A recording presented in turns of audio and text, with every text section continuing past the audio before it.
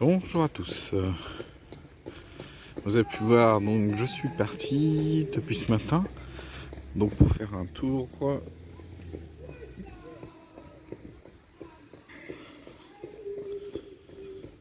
Découvrir. Donc on est à Gabo Girado. On est au-dessus d'une falaise qui fait plus de 580 mètres de haut. Regardez, là c'est des eucalyptus. Je sais pas si vous verrez avec le contre-jour. Voilà. Et donc au départ de Funchal, on a eu un petit commentaire explicatif sur les cultures, donc les bananes et après la vigne. Maintenant, on va aller se diriger vers le point de vue.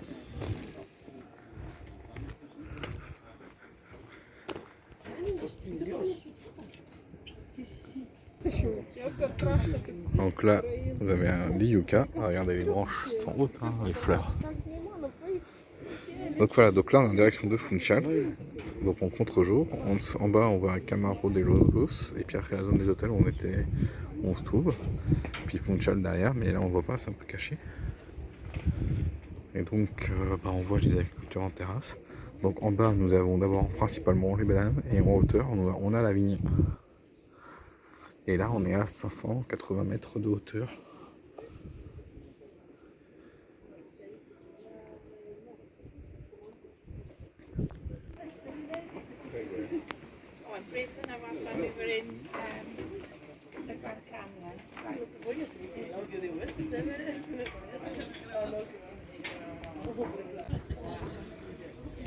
Donc, forêt d'eucalyptus.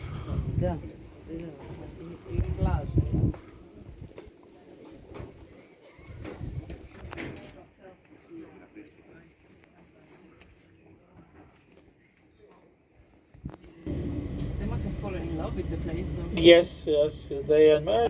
Pour protéger les villages, et dans l'intérieur de barrières, il y a deux plages de sable volcanique, des sables noirs. Donc nous sommes à Ria Brava, la rivière tumultueuse. Voilà, c'est comme ça que les Portugais ont annoncé cette chose au moment de la colonisation. Et donc petit arrêt dans le village, dans la ville, avant d'attaquer la montagne. Voilà, pour traverser l'île, pour aller dans la partie nord-ouest maintenant de l'île. Donc voilà les deux points de visite au départ de cette promenade. Alors je suis le seul français dans le groupe, sinon ce sont des anglophones ou allemands. Donc c'est quelque chose. Allez, on va faire un petit tour.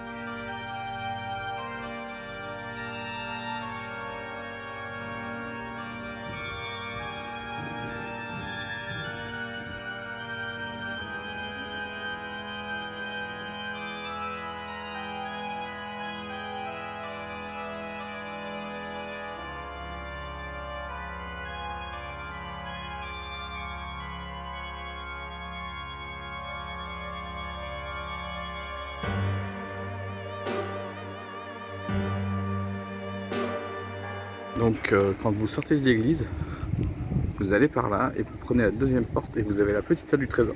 Il n'y a pas grand monde qui y va, donc parce que les gens ne regardent pas. Et franchement, la petite salle du trésor, il y a 69 œuvres d'art. Elles sont magnifiques. Donc vous avez vu les petites photos juste avant. Et maintenant, on va reprendre le véhicule et on va aller dans la montagne.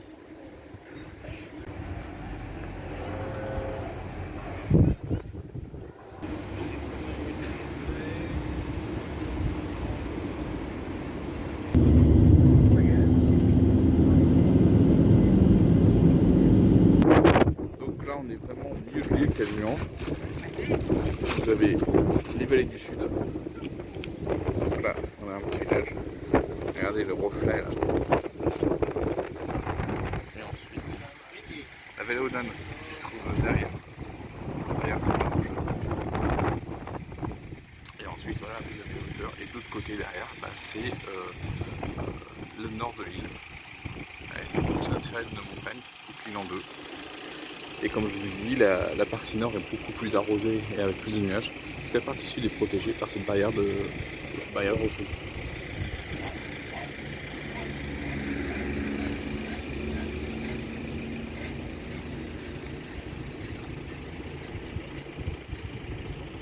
Donc voilà, là on est à la ligne de partage des eaux.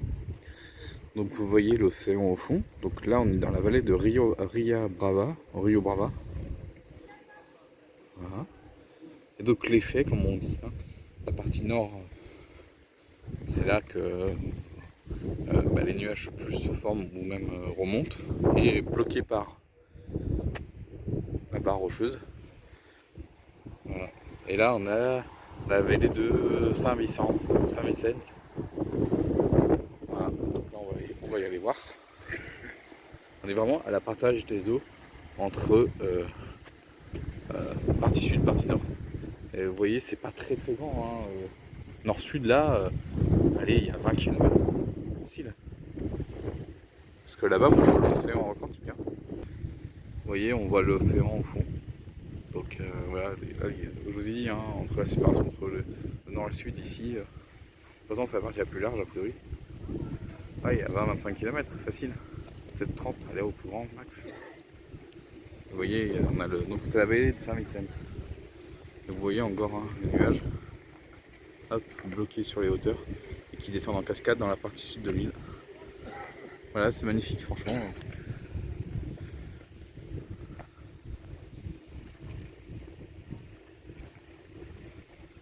Allez, on va continuer la suite du trajet. Donc voilà les plus hauts sommets de Madère. Il y a même l'observatoire au fond. Le plus haut sommet est là-bas, 1862 mètres. Là on arrive dans la vallée où on était tout à l'heure. Regardez là les Vadas, le canal, l'irrigation. Il faut que je fasse vachement attention. C'est vraiment beau. Et donc la vallée Onon, où j'étais hier, qui est juste là où se trouvent les nuages, que vous voyez.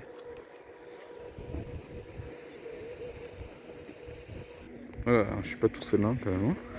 Là, vous voyez, hein, on va à l'océan Atlantique. On a encore ça à monter avant d'aller sur la pointe nord-ouest.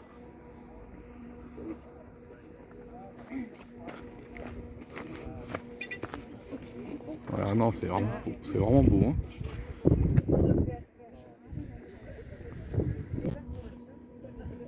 Et ouais, même avec cette altitude, on est à peu plus de 1000 mètres. Hop, puis les arts.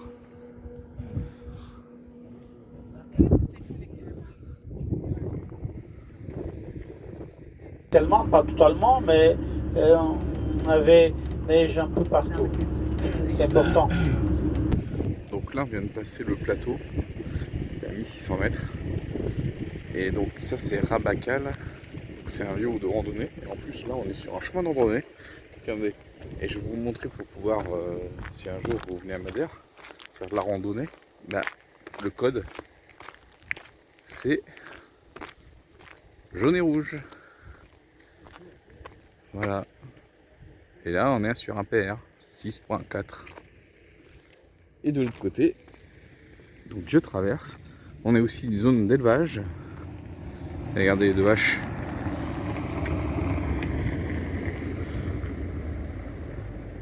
Voilà. Les routes en pavé. Puis là, on a au fond les villes côtières avec l'océan Atlantique, une partie sud. Donc on va encore faire un autre stop avant d'aller dans le village la ville qui est complètement au nord-ouest de l'île. Et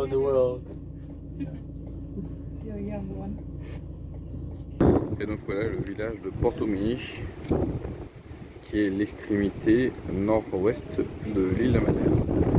Pour vous donner une ordre d'idée, la route de la côte, parce que nous on est passé par la route centrale, mais la route de la côte c'est 70 bornes à peu près, entre Funchal et ici.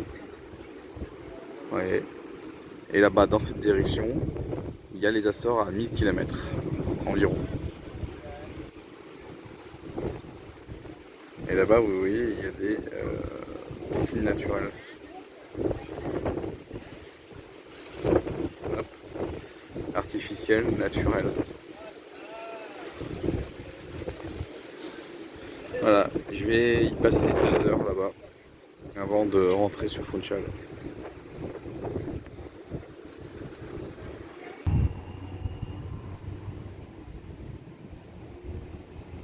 Alors, petite information, regardez les cultures en terrasse, regardez là comment elle est. Petite information sur la route qu'on vient de faire, dans la partie centrale, il y a des vaches et elles sont très proches de la route. Donc, quand si un jour vous passez par là et que vous conduisez par vous-même, et ben, roulez tranquille quoi. C'est vraiment beau. Hein. Regardez la couleur de l'eau avec les vagues.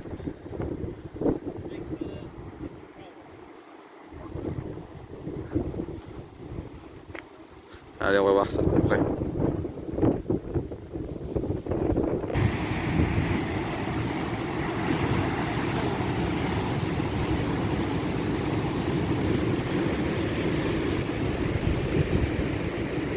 Alors par là, c'est par la route qu'on est arrivé. Donc c'est la route du sud. Donc la route centrale, parce qu'en fait la partie ouest de l'île, il y a un plateau. C'est ce qu'on a fait. Et donc il y a 3 routes, on va dire 3 routes pour venir ici. Pendant mon show, la route de la côte sud, 70 bornes, à 7 km à partir d'ici. Vous avez le début de la route centrale pour aller vers le tunnel. Et en fait le tunnel c'est en fait par l'autre route de la côte nord. Et là on est à 45 km de Funchal. Donc 70 par là, 45 par là. Et donc voilà, donc là c'est des piscines alimentées. On voit bien la roche volcanique. Avec de belles vagues. Franchement c'est magnifique. Hein. Donc, comme je le disais, hein, par là-bas c'est les Açores. Et par là-bas c'est le Portugal. Et si on continue par là, on va trouver le Canada. Et bien sûr les États-Unis, par là.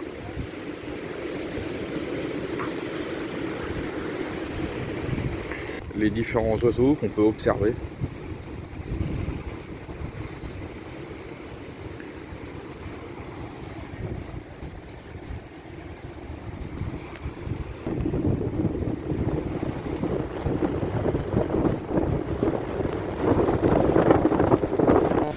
Un dragonnier avec 6 fruits.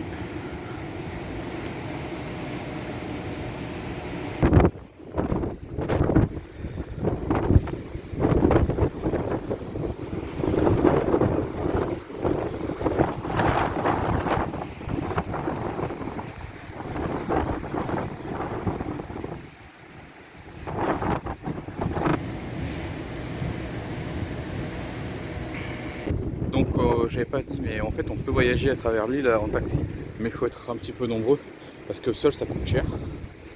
Et juste là on a l'arrêt de bus hein, pour venir depuis Funchal.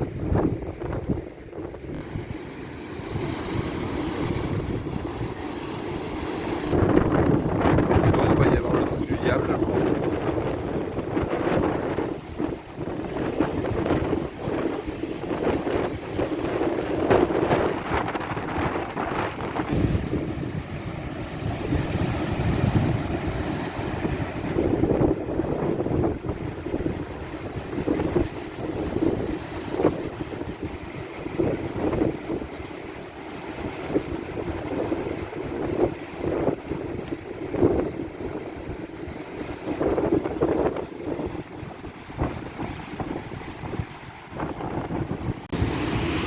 Alors qu'ici, je suis obligé de mettre un pull parce que j'ai un peu froid et c'est un peu normal car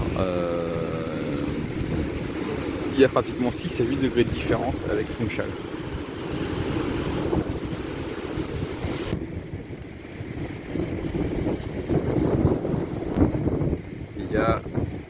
sirènes. Waouh, une courageuse quand même. Moi j'aurais pas fait. En fait, non, il y a 3-4 personnes qui se baignent en fait. Vraiment courageux. 5 personnes qui se baignent. Eh oui. Bravo. C'est le courage. Regardez comment l'eau est translucide.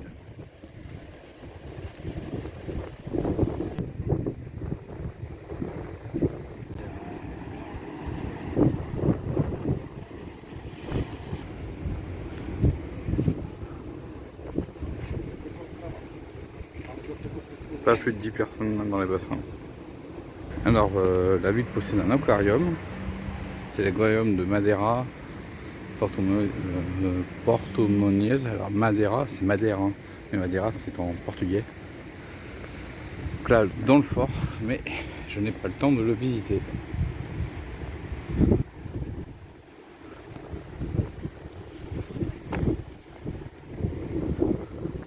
Ah, on est vraiment au milieu des rochers volcaniques, hein. Ah, c'est normal, c'est une île volcanique. Comme vous avez compris, la route pour rentrer, là c'est l'héliport. Et on va aller au fond là-bas, dans la vallée qui est ensoleillée. Pour rentrer normalement. Franchement, c'est tout beauté, hein. Moi, Madère, je suis sur le cul. Petite île, mais vraiment avec des richesses incroyables. Et voilà, ça c'est le petit port qu'on avait vu tout à l'heure. Depuis le point de vue de la route d'arrivée. Hop.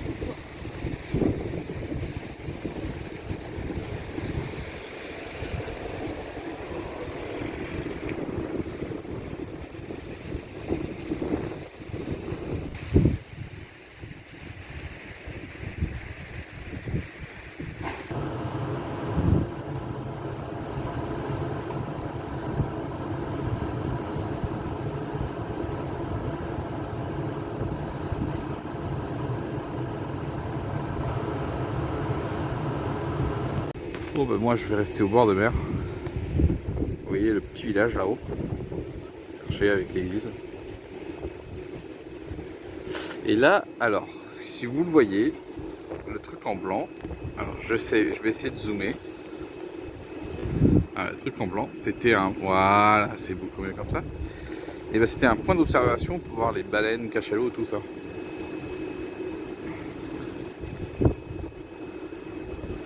Voilà, et vous avez toutes les cultures en terrasse. Ah, il en a fallu du temps pour les construire.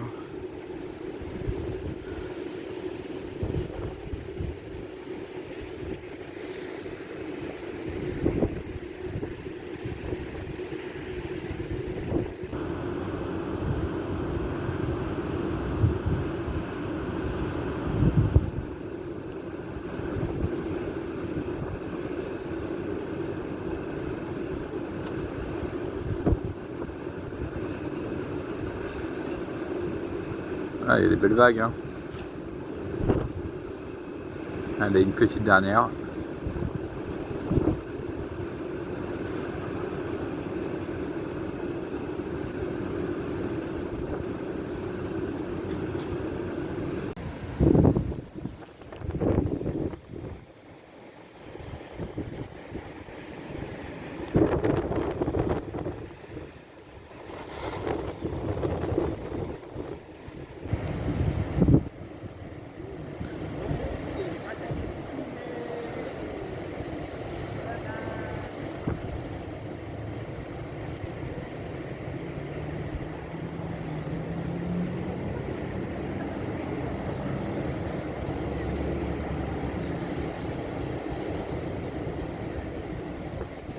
C'est beau, hein. Bon, on est quelques Français quand même, hein, faut pas croire, hein. J'ai dû voir une dizaine de Français. Non, non, je trouve qu'on n'est pas beaucoup de Français quand même, hein, sur Madère. Et pourtant, quand je suis venu samedi, il y avait quelques Français. Hein. Mais je pense qu'on est bien mélangé dans la masse, hein. Oh là là, mais c'est magnifique, franchement. Qu'est-ce que c'est beau, on peut pas s'en lasser. Allez, je vous laisse encore quelques secondes d'admiration sur ces rochers et ces vagues.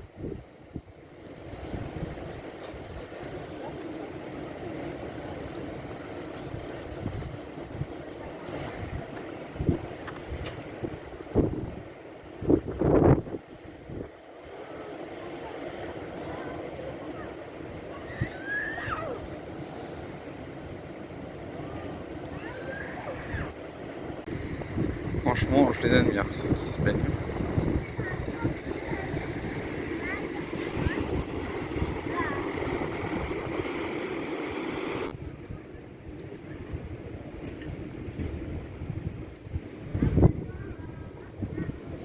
C'est quoi déjà cette pente?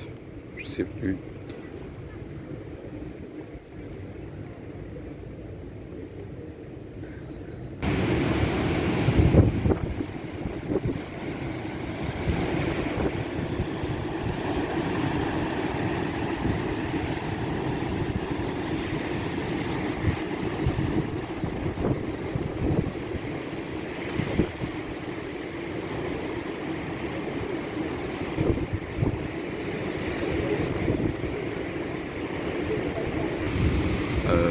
Hawaï, Jurassic Park, non, la côte nord de Madère. Et regardez,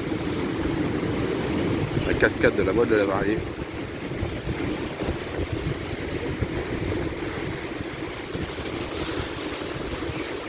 Et on a la route qui passe derrière la cascade. Et on a l'ancienne route, la nouvelle route. Et depuis qu'ils ont refait la route, il faut compter 45 minutes pour rejoindre le pont où on était tout à l'heure. Et là, regardez, à la plage, on a une école de surf avec une plage volcanique, sable volcanique. C'est une des rares plages que vous avez vues. L'autre, on l'avait vu à la plage de Formentissa.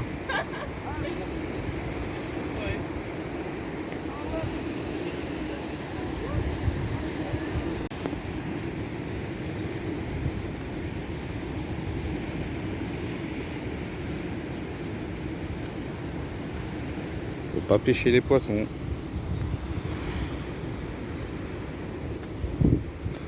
Regardez-moi cette côte.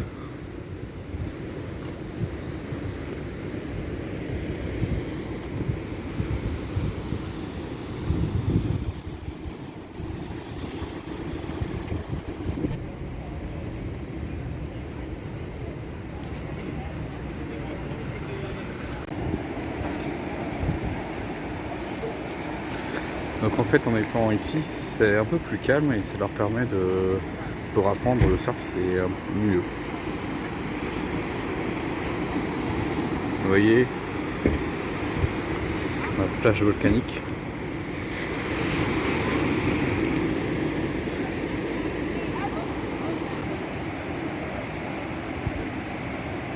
Donc vous voyez, on avait l'ancienne route qui passait derrière la cascade et ça s'est effondré. Donc d'où la nouvelle route plus à l'intérieur avec des gros tunnels. Et il y a des endroits où ici ils ne voient pas, plutôt il y a des endroits dans la côte nord où pendant 6 mois de l'année ils ne voient pas la lumière du soleil, même en plein jour.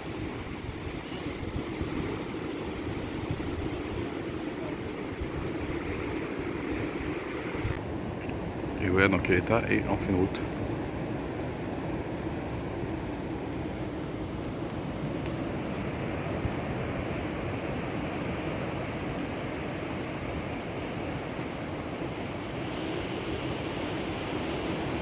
Vous voyez encore la culture en terrasse, et là donc ça c'est les vignes.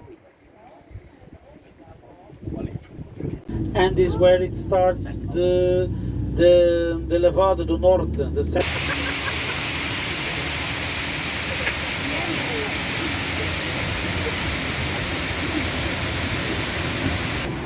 Et voilà, maintenant on va prendre le chemin sur la droite pour retourner sur Funchal. Et là on a terminé le tour et on va rentrer sur les hôtels. Et là regardez l'ancienne route. qui est juste là. Vous imaginez, avant c'était tout le monde passait dans les deux sens de circulation. Et là la nouvelle route. Et il y en a un incroyable nombre de cascades qu'il y a.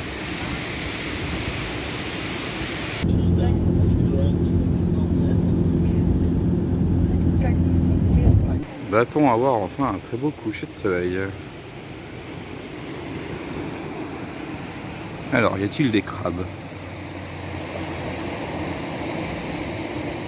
Eh ben, j'en vois pas. Et malheureusement, le coucher de soleil, ce sera pas magnifique.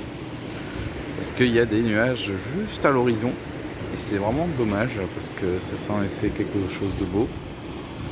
Et là, vous ne voyez pas, mais il y a vraiment des... Voilà, le soleil est en train de petit à petit disparaître derrière une petite voile de nuages. C'est pas comme le nuage qui est ici, hein. Mais voilà, un petit voile et les derniers instants avant le coucher. Non, mais bon, c'est super beau. Je vais essayer de zoomer, mais moi mes réglages, je sais pas trop bien les faire. Donc on va voir ce qu'on peut faire, mais bon, à mon avis, vous entendrez pas grand chose. Voilà, je suis pas très bon dans ces réglages là pour un coucher de soleil, mais là vous voyez pas, mais voilà, le soleil est en train de disparaître complètement alors qu'il n'est pas encore complètement à l'horizon. Là, même en zoomant, il n'y a pas grand chose. Vous voyez, le soleil, hop, il commence à passer dessous, mais là il y a les nuages. Et là on voit, voilà, on ne voit plus rien. Je vous avais dit, hein, c'était pas facile. Hein. J'avais pas vu la ligne d'horizon avec ces nuages là. Donc voilà. Donc j'espère que cette journée, je vous dis, je tombe malade, ça sera dans ma réaction à chaud. Cette journée à la découverte de la partie un peu plus au sud de l'île, puis ensuite un petit peu central nord-ouest, nord-ouest complètement, plus nord, vous a plu dans cette journée. C'était la 6e et dernière journée à Madère. Demain, le petit catamaran, vous voyez, hop, ça c'est les gens qui vont faire le circuit de 3 heures. Peut-être qu'ils ont vu les dauphins de haine. Donc demain je dois quitter l'hôtel à 6h30. J'ai un vol pour aller à Porto pour faire une escale de 3 heures. Et ensuite je vais arriver en fin d'après-midi à Paris. Donc voilà, pour rentrer. J'espère que ces 6 jours à Madère vous ont plu, que ça vous a motivé pour y aller, parce que honnêtement, franchement, c'est super agréable. Et puis là, regardez, dans le nord-ouest où j'étais tout à l'heure, on a pris début d'après-midi, il faisait 14 degrés. Là, il fait 22. Voilà, la côte sud, c'est vraiment quelque chose de... Voilà, il fait beaucoup plus chaud. Et voilà, ça y est, le soleil a disparu complètement. Donc prochainement, bah là je vais vous laisser ici. Je vais pas filmer la fin de journée totalement. Donc vous aurez moi je vais faire demain dans l'aéroport. Donc je sais pas si ce sera à Funchal, donc à Madère plutôt, ou à Porto, où je vais faire une réaction à chaud des Madères. Donc, mais vous aurez donc une petite vidéo bilan à chaud que je ferai demain. Donc je vous dis à dans quelques jours pour vous, et pour moi ce sera demain. Donc je vous dis ciao et à la prochaine.